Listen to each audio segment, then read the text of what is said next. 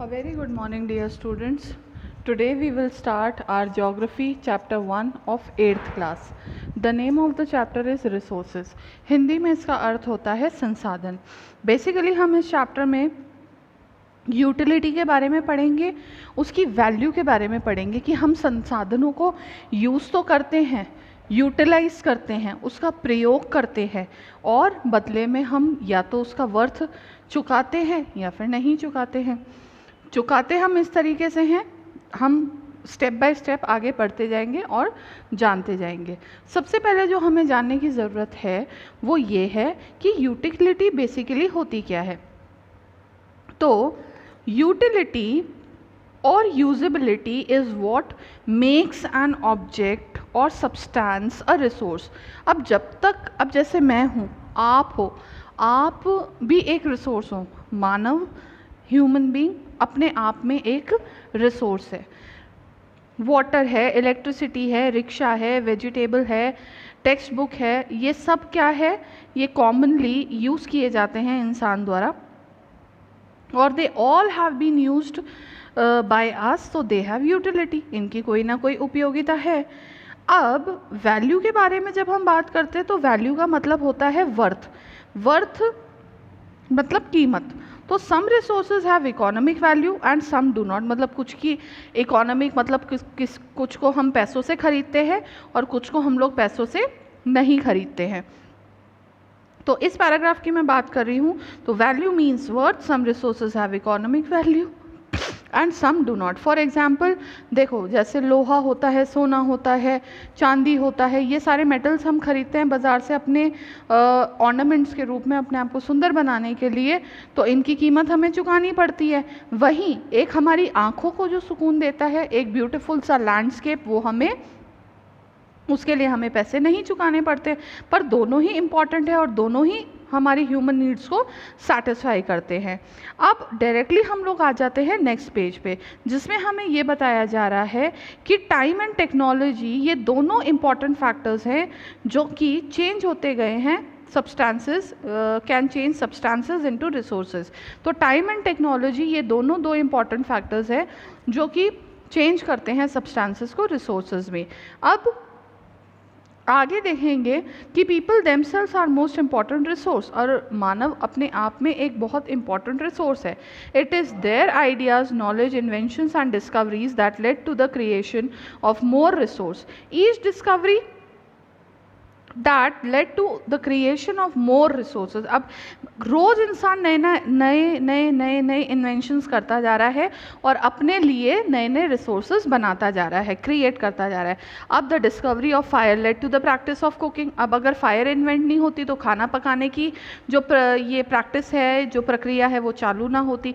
और other processes while the invention of the wheel ultimately resulted in the development of new modes of transport. अब जिस तरीके से wheel का invention हुआ, उसने कई सारे ट्रांसपोर्ट इन्वेंट करने में और ट्रांसपोर्टेशन को कंटिन्यू करने में हेल्प किया. और जो टेक्नोलॉजी थी हाइड्रो इलेक्ट्रिसिटी की, उसने एनर्जी को फास्ट फ्लो कैसे करना है पानी के द्वारा, वो हमें बताया. तो हम लोगों ने क्रिएट करा, तभी तो हम उसको यूज़ कर पा रहे हैं. अब आगे हमें क्या बात पता चल रही है, types of resources. Types of resources में आते हैं आपके दो टाइप्स के रिसोर्सेज, जिसमें है आपका natural resources, non renewable resources. और नॉन रिन्यूएबल रिसोर्सेज तो आ गए आपके नेचुरल रिसोर्सेज के क्लासिफिकेशन के पार्ट में कि नेचुरल रिसोर्सेज दो तरह के होते हैं, रेन्यूएबल और नॉन रेन्यूएबल रिसोर्सेज.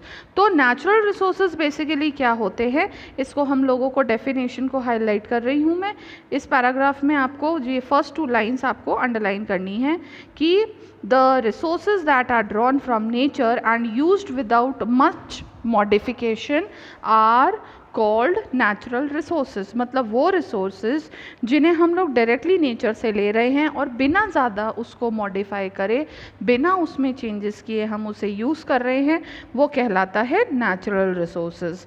ठीक है. अब natural resources can be broadly classified into renewable and non-renewable resources. अब renewable resources क्या होते हैं, which इसकी नेक्स्ट लाइन में डायरेक्टली नीचे देखिए यहाँ पे कि renewable resources are those resources which get renewed or replenished quickly। ये फर्स्ट लाइन आपको लेनी है replenished quickly तक डेफिनेशन के तौर पे। तो some of these unlimited and are not affected by human activities. कुछ रिसोर्सेज बहुत ज़्यादा मात्रा में अवेलेबल है और वो कभी ख़त्म नहीं होंगे और उनकी ह्यूमन एक्टिविटीज़ की वजह से भी डिस्टर्ब नहीं होंगे। क्या? सोलर एनर्जी, आपकी wind energy and your water. These resources will not get over. Next, yet careless use of certain renewable resources like water, soil and forest can affect their stock। I have said water but I am talking about drinking water। drinking water अगर हम लोग मतलब carelessly use करेंगे तो वो ख़त्म होगी, but जो ओशनिक वाटर है that will not get over. Why? Because 1/3 portion is only earth and rest of the portion is water, saline water। तो नॉन रिन्यूएबल रिसोर्सेज वो रिसोर्सेज होते हैं जो कि लिमिटेड स्टॉक में अवेलेबल है। ठीक है, तो लिमिटेड स्टॉक में हमारे पास क्या चीज़ अवेलेबल है? हमारे नॉन रिन्यूएबल रिसोर्सेज। ओके, ये वाला पॉइंट। अब हम नेक्स्ट पॉइंट पे चलते हैं, नेक्स्ट पेज पर, जो कि है आपका क्या बता रहा है। अच्छा, इधर ग्लॉसरी पे आ जाइए तो आपको टेक्नोलॉजी वर्ड का मीनिंग मिल जाएगा कि technology it is the application of the latest knowledge and skill in doing और मेकिंग थिंग्स। मतलब किसी चीज़ को बनाने में, उसको सुधारने में क्या कहला रही है?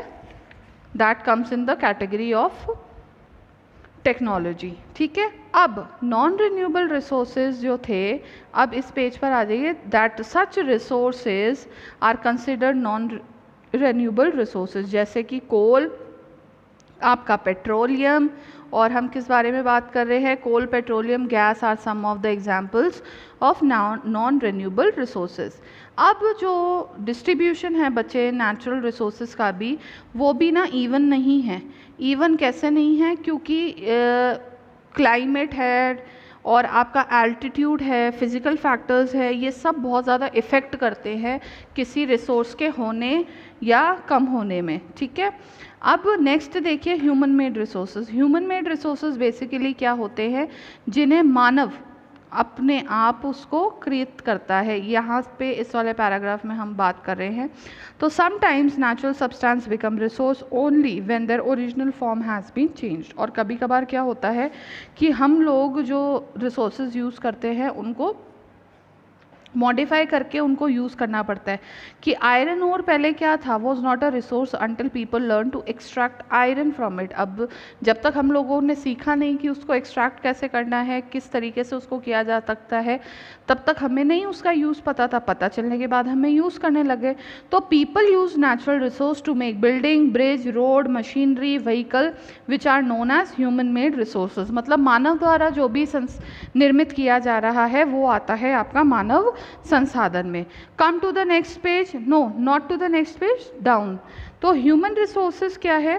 तो people can make best use of natural resources.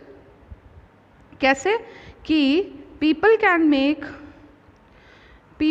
Make best use of nature and to create more resources when they have the knowledge, skill and the technology to do so। that is why human beings are special resource।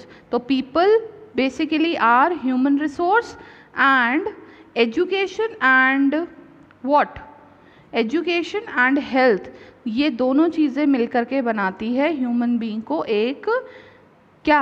Human resource develop, एक बहुत बढ़िया human resource. अगर हमारे पास education होगी और अगर हम स्वस्थ होंगे तभी तो हम आगे काम कर पाएंगे और एक अच्छा इम्प्रूव कर पाएंगे चीज़ों को। Improving the quality of people skills so that they are able to create more resources which is known as human resource development.